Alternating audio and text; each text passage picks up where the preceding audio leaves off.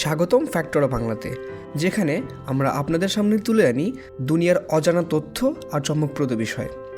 আজ আমরা জানব পৃথিবীর এমন কিছু অদ্ভুত প্রাণী সম্পর্কে যাদের দেখে আপনি হয়তো বলবেন, এগুলো কি সত্যিই আছে? তাহলে চলুন সময় নষ্ট না করে শুরু করা যাক।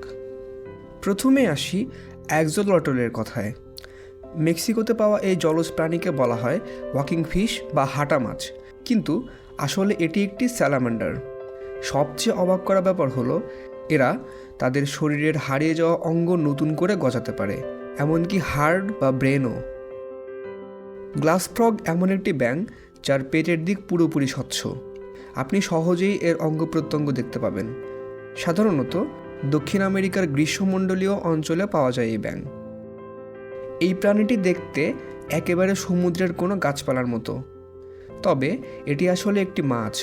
স্যাগি সি ড্রাগন অস্ট্রেলিয়ার উপকূলের আশেপাশে বাস করে এবং এর ছদ্মবেশী ক্ষমতা শিকারীদের হাত থেকে বাঁচতে সাহায্য করে। আপনি কি জানেন পৃথিবীতে একটি প্রাণী আছে যেটি কার্যত অমর?